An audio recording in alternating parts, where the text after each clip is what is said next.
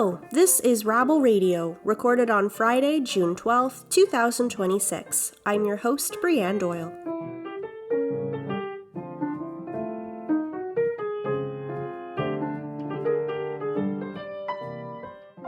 rabble.ca shares the news of the day through a progressive lens. If you're curious about what's happening in Canadian politics, labor, the environment, and beyond, you've come to the right place.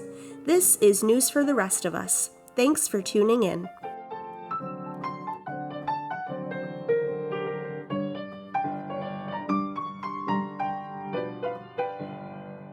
This week on the show, Rabble editor Nick Seebruch and publisher Sarah Sahagian sit down to discuss ongoing news coverage on rabble.ca this summer, including the Canada-US-Mexico Agreement, CUSMA, the war in Iran, Pride Month coverage, and more. Here are Nick and Sarah in conversation. Take a listen.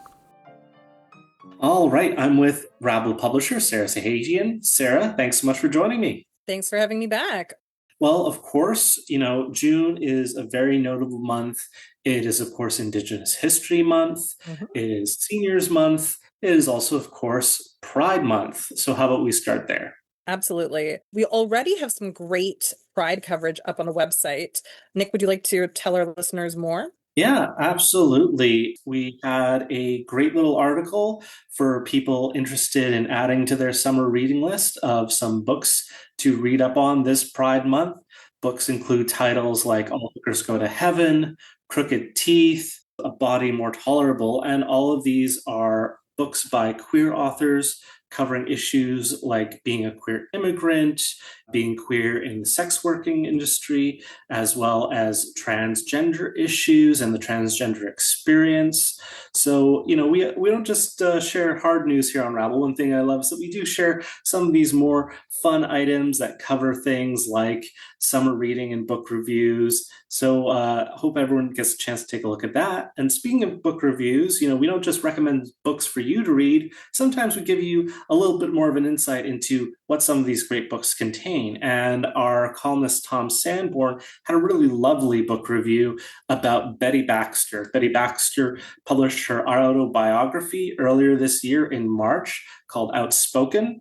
Betty Baxter, for those of you who don't know, was a gay athlete, gay Canadian athlete who was fired from her job as a coach for a women's volleyball team in 1981, but went on to help found the Gay Games, which was first held in 1990. Really an inspiring story. And most recently on the site, I just want to also highlight, is a story by one of our board members, Scott Jacobson, who is currently in Ukraine and is doing some wonderful coverage for us from Ukraine.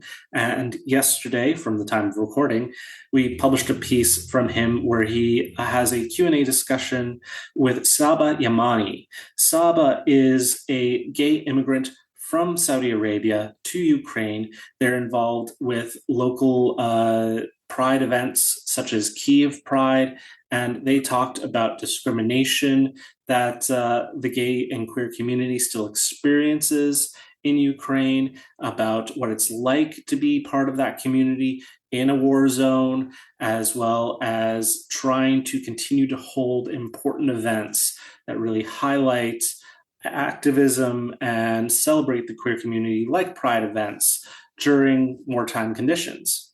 Sarah, what are your thoughts on some of these stories? I love the diversity of coverage that we've had over the last few months. We're producing more about arts and culture. I mean, obviously, everyone should read the reporting that Scott is producing from Ukraine, which is pretty remarkable. He is in Ukraine, so it's boots on the ground reporting. That kind of reporting from a war zone is so dangerous, but also so valuable. So we commend him on that. And I just think that everything we've been producing lately is a testament to how wonderful Rabble is as a publication. I don't want to pat us on the back, except I kind of do. As our publisher, I want to celebrate. It's our 25th anniversary, and we've been telling stories like that for 25 years. In fact, a friend of mine was just watching the classic documentary, The Corporation, and reminded me that Rabble was a media partner with The Corporation. So we have a long history of doing this kind of important reporting. read all of this. It's all on the website. Everything that we've mentioned, you can access it easily. And it will make you, if you are a progressive person, it's just going to be the kind of news that you want to access and probably don't see a lot of in the media that is not independently owned and operated. Absolutely, still going strong after 25 years. And for everyone listening, please visit rabble.ca and check out some of this great coverage that we have for Pride Month, and we will have for Indigenous History Month, Seniors Month, all that great stuff. We will have more coverage from our board member, Scott Jacobson, who's in Ukraine, who's been sending quite a few bits of content that we'll be having up on the site.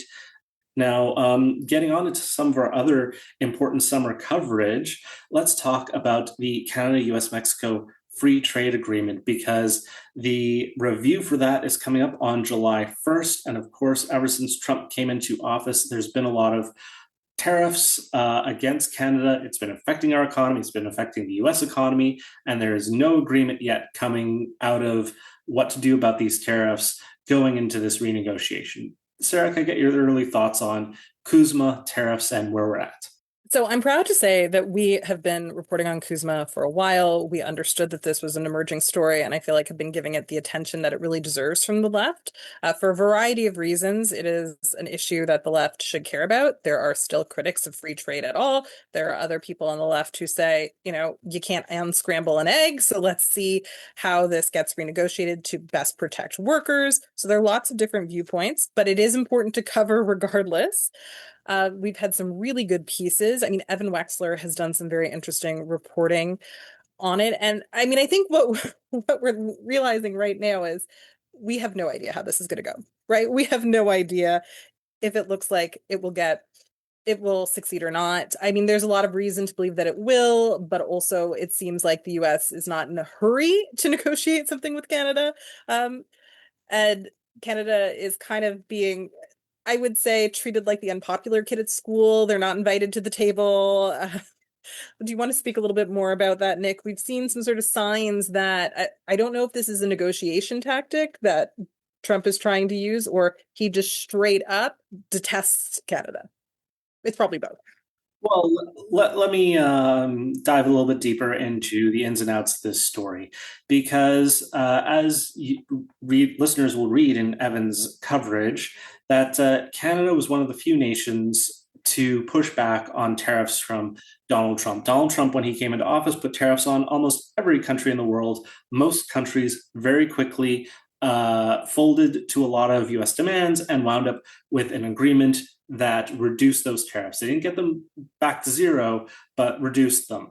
And it seems like the approach of the Mark Carney government is that a lot of these countries got a bad deal, and Canada has been pushing back on a lot of the demands from the US in that they're asking for to renegotiate CUSMA and also get these tariffs removed.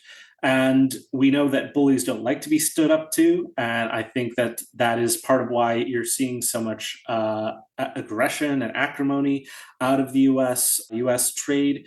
Lead trade negotiator for CUSMA, Jameson Greer, has called Canada very difficult. He criticized Canada just this past week for continuing to have counter tariffs against the U.S. So all of this is informed into the conversation. And just so everyone knows that the tariffs, they're on items in the Canadian economy like steel and aluminum. Those are the very big ones.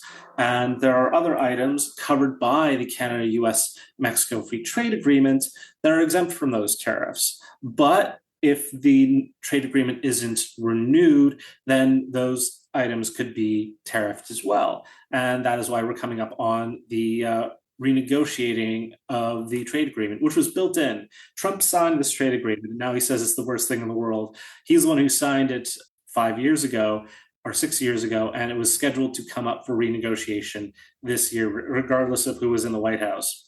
And if all sides decide they aren't going to continue with it, it will still be a number of months before it is completely no longer in effect. So that's kind of where we're at right now.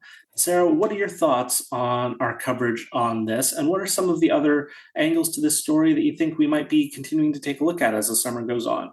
I think it's very important for us to be looking at how anything to do with tariffs, as well as CUSMA specifically, is impacting the workers. such as steel workers and auto sector workers. And that's something that we are committed to covering as the summer goes on. We're going to see, I think, a lot of very interesting activism from those communities this summer, it seems like. So that's something that we have our eye on.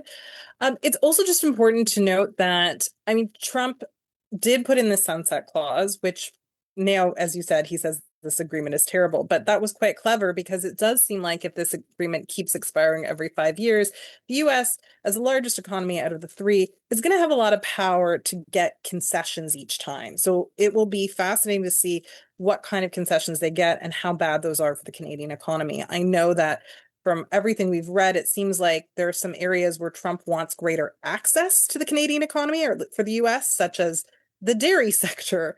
They would like that to be opened up, and that's a sticking point, as well as banking. Banking is another sticking point. Our banking sector in Canada is kind of the envy of the world. As socialists and progressives, we can critique banking and big banks, but also our big banks, by capitalist standards, operate very profitably.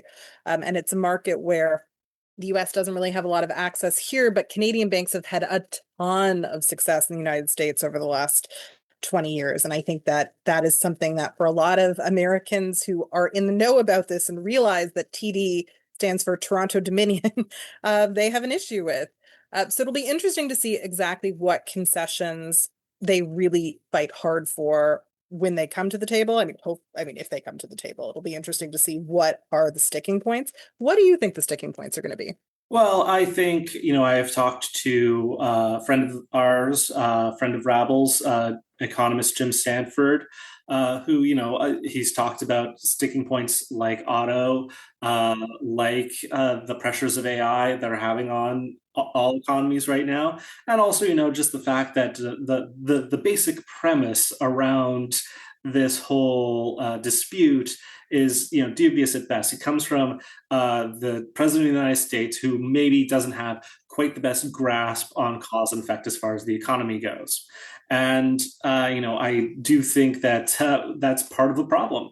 Donald Trump just yesterday shared a story from Reuters where he talked about how the U.S. trade deficit is the highest it's ever been. He seemed to not understand that that was a bad thing for his country. He also said today that as inflation reached its highest point in 3 years in the U.S., that he loves inflation. So on the other side of the negotiating table, we might not be dealing with someone who's playing chess to our checkers necessarily. I will also say, in terms of ongoing coverage of this issue, we will, of course, be focusing on the labor angle. Labor is so important to everything we do here at Rabble. We will continue to focus on our labor coverage, as well as talking about some important historical context, because free trade has been a very key issue, a historic issue on the progressive left for many decades, going back to the 1980s and the original reaction to the free trade campaigns of that decade that led eventually to the more well-known NAFTA and the current CUSMA agreements. The progressive left very much coalesced around that issue, opposing free trade. And our founder, Judy Rebick, had a really great piece on Rabble earlier this year, or maybe it was late last year. We published quite a lot of content, so I don't always remember when things come out. But she had a very prescient piece where she talked about, we were right. When it came to the tariffs and free trade, those of us who were warning about the consequences of these things on the progressive left back in the 1980s were right. And Rabble is, I personally talked to economist Marjorie Cohen and Judy Rebick and Jim Stanford, just to do a little bit of history to share of how, the fight has changed from what it was in the 1980s, but just how that really much still informs how many on the progressive left still feel about free trade overall, that it was a road maybe that we should not have ever taken. Fair enough. And you know what? They must feel pretty validated right now. They were absolutely right. Whether or not we can walk it back easily at this point. I mean, we couldn't walk it back easily, but everybody was right. They made good points. There were good points then. There are good points now. I think they've won that. History has shown they've won that debate, but it sometimes is cold comfort when you're right. disastrous things could happen. So we will be there to cover this story as it develops. We know this is going to be a big story over the summer. I just wanted to mention that recent data shows that Canada is now in a technical recession. So trade and how we develop our economy going forward is incredibly important. It's always important, but we should be mindful of the fact that when your economy is shrinking, there are actual human beings who are affected by that. One interesting thing is that GDP per capita did go up slightly, not a huge amount, and also inflation is still a factor. So I don't really think people actually have more money in their pockets, but some economists will say it's not as bad as people think because GDP per capita went up. It's still not a great picture. I think everyone agrees Canada's economy is at best soft.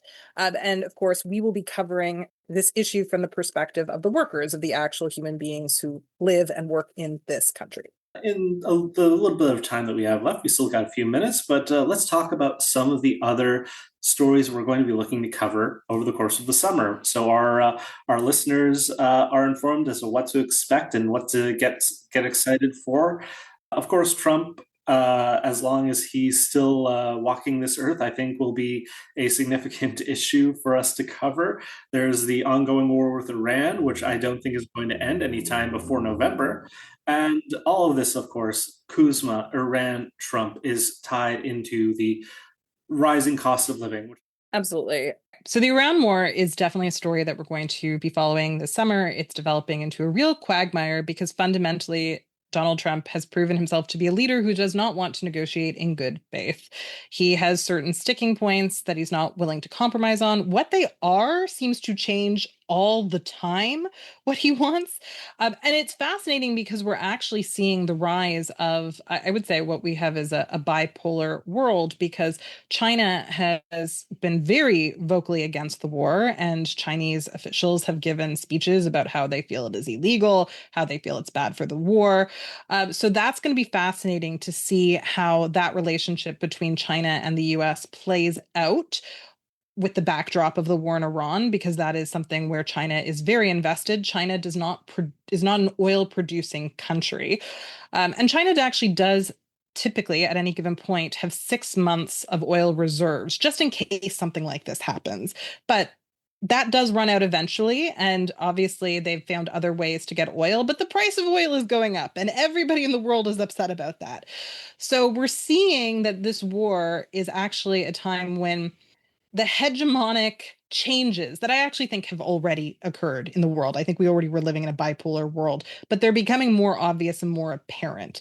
So China's presence on the world stage is now, I think, more obvious to people who weren't following its rise as closely as, people who work in a newsroom. Yeah, I totally agree. I think that this war, in terms of someone who's a big history fan, harkens back to maybe other conflicts that signaled cracks in the foundation of large superpower empires. Thinking about the British, thinking about the Soviets in Afghanistan, things like that. Just going throughout history of maybe an empire picking a fight with a much smaller nation and biting off more than it could chew. And we'll see how that develops. I think it'll be the key story of 2026. Because like I said, it's not going to end anytime soon. It's going to continue, I think, at least until the midterms in November, because the Iranians know that that's a pain point for Trump and they want to inflict as much pain on the US president as possible. Before I let you go, Sarah, there's one more thing I wanted to talk about, something I'm very excited about, something I'm very happy that we've been starting to do here at Rabble, is that we've brought on a few interns to our little team. Can you tell us a little bit about how this came about? Okay, so we have 3 fabulous interns, Hannah, Leah, and Piper. They're all from Humber Polytechnic. And we were able to secure interns because we were working with one of our lovely board members, Sadaf Hassan, who is a prof at Humber Polytechnic. So all of our interns come from Humber's wonderful professional writing program. We have them doing lots of cool stories. So if you see stories by Leah, Piper, or Hannah on Rabble, please click. They're very interesting. They're talking about everything from disability advocates that you should know to Indigenous films that you should be watching, and a host more stories that they're covering. So We're very proud to have this program. We have had interns in the past, but it's been a while for us. So this is a momentous occasion, and it's one of the ways we are celebrating our 25th anniversary by trying to give back and resurrecting this internship program. Please continue to listen and read Rabble throughout the summer. Support our work by going to rabble.ca/donate. We can't continue doing the work that we do without your regular support. So please visit rabble.ca/donate and consider becoming a monthly donor. Again, very much appreciated. And Sarah, thank you so much for this great conversation today. Thank you, Nick. Have a great day. You too.